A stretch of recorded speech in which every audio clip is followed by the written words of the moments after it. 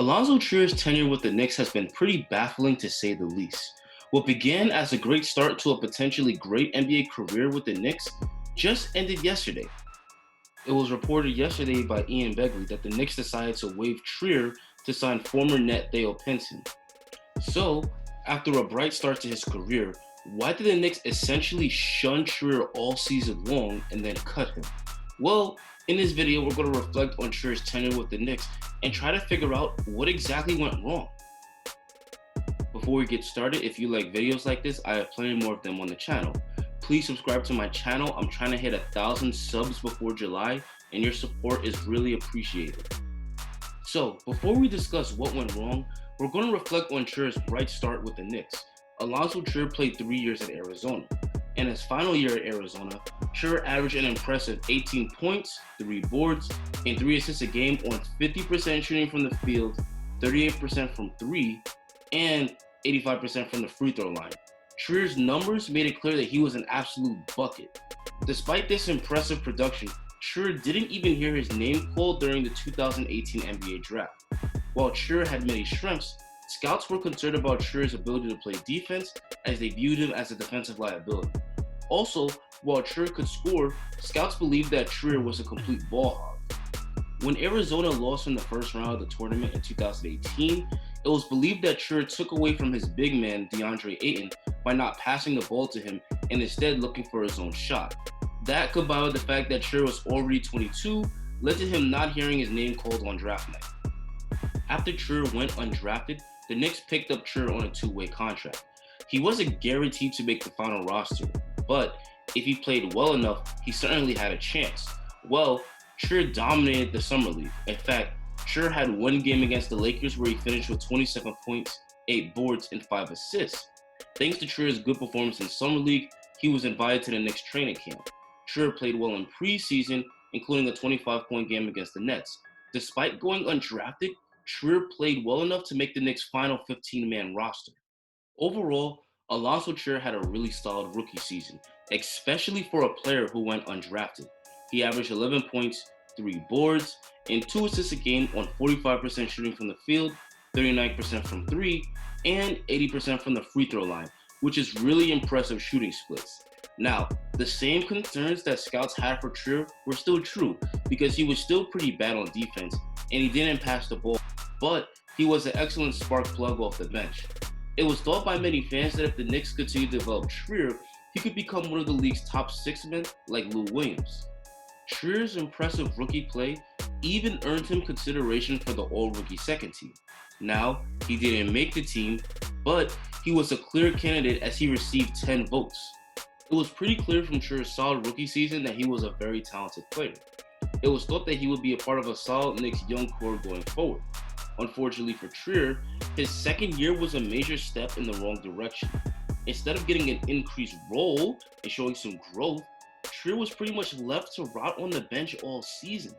This year, Trier only averaged 6 points per game and about 12 minutes a game, and he only played in 24 games.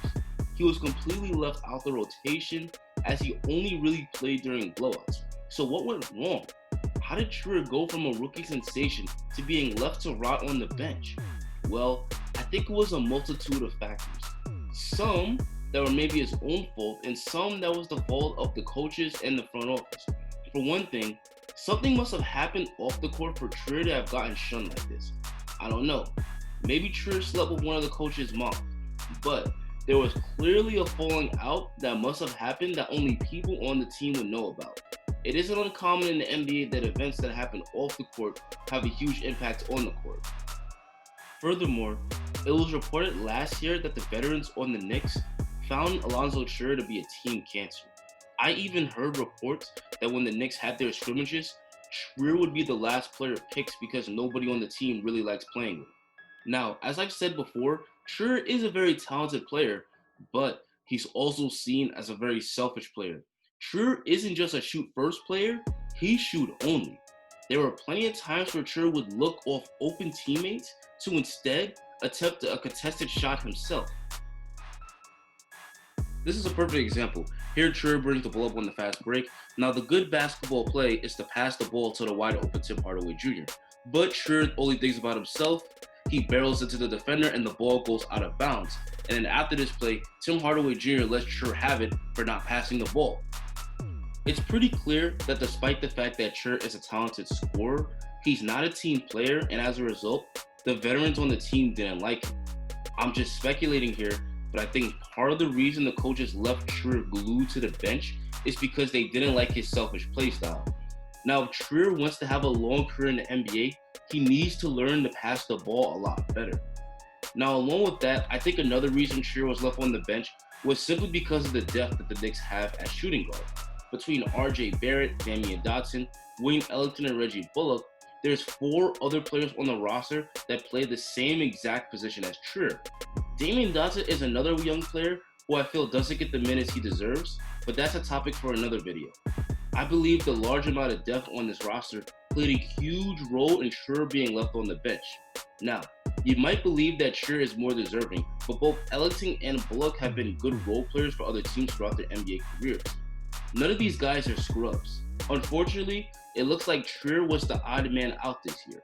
Trier's selfish playstyle, combined with the logjam on the roster, probably all contributed to him being left on the bench and now being waived.